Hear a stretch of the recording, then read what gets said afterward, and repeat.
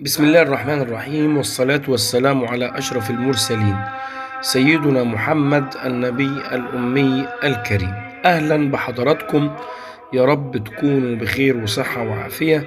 وبعتذر إني بعمل الفيديو ده بعد وقت طويل، وبعمله بصورة صوت فقط، وده عشان ضيق الوقت معي. ولكن التحذير ده أو الفيديو ده أتمنى ان كل حد يسمعه او كل حد يشوفه ويشاركه مع الناس، لانه ممكن ينقذ حياة.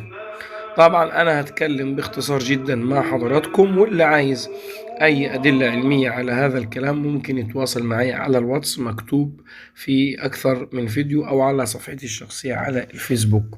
ايه هو التحذير ومن ايه؟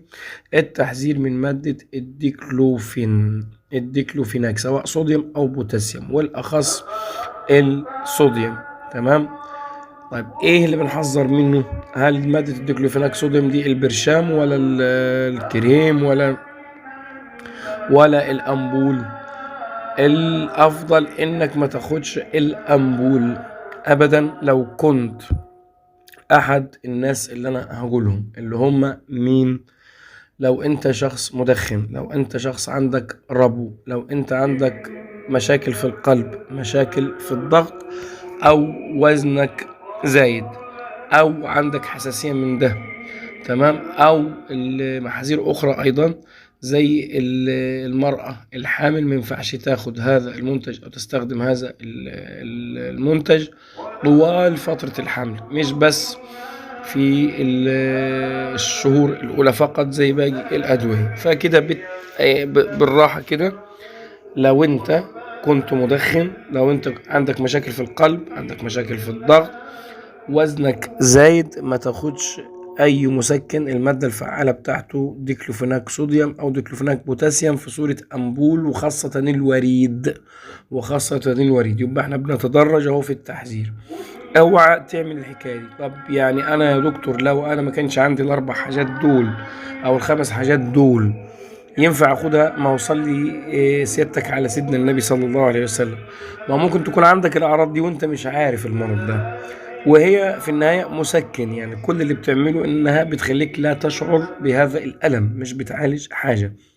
وانا بذكر الديكلوفيناك صوديوم، مش بقول فولتارين، مش بقول ديكلوفين، مش بقول كذا، لعده اسباب. السبب الاول عشان ما حدش يفهم انه ده مثلا خاص بالفولتارين والديكلوفين، ومش خاص مثلا بالديكلاك وباقي المنتجات اللي بتحتوي على نفس الماده الفعاله. لا، انت هتمسك علبه الدواء او علبه الامبول بالذات، هي اللي فيها المشكله.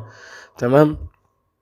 انك انت حضرتك تقرأ الاسم المكتوب بخط صغير تحت الاسم التجاري. لو لقيته ديكلوفيناك وهي أمبول، وانت حاسس كده انه في مشاكل في الصدر او في القلب او في الضغط، ما تاخدهاش.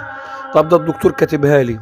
احيانا بعض المرضى ما بيدوش تاريخ مرضي كويس للاطباء ومش بيساعدوهم. تمام.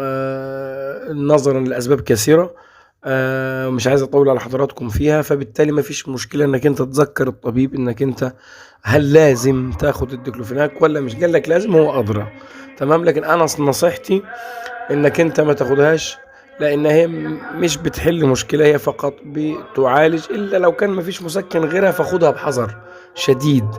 لكن لو عندك الحاجات دي اللي انا قلتها، يا ريت ما تاخدهاش. ويا ريت توصل الفيديو ده لاي حد، لانه في ناس بالفعل بتموت، وهيتكتب في التقرير في النهايه هبوط حاد في الدوره الدمويه.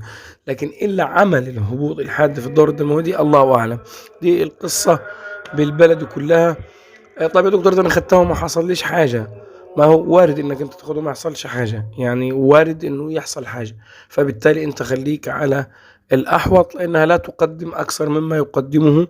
يعني الحقنة دي مش هتفيد زي أكتر من مجموعات أخرى مسكنة، ولكنها آمنة. يا ريت توصلوا هذا الفيديو لجميع الناس، لأنه في كثير ناس بتغلط في الحتة دي بسبب إنه ممكن يكون مكتوب له فرشيتا برضه، وممكن أيضا هو بياخدها من نفسه أو بياخدها من مساعد صيدلي، أو ما بيسمحش للصيدلي إنه هو يفهم منه استخدام الدواء بشكل آمن وفعال. ما تنسوش تاني تشتركوا في القناة وتفعلوا وتدوسوا على إعجاب عشان يوصل الفيديو لأكبر عدد من الناس. ده هدفي والله، مش أكثر من ذلك. تحياتي لكم والسلام عليكم ورحمة الله وبركاته.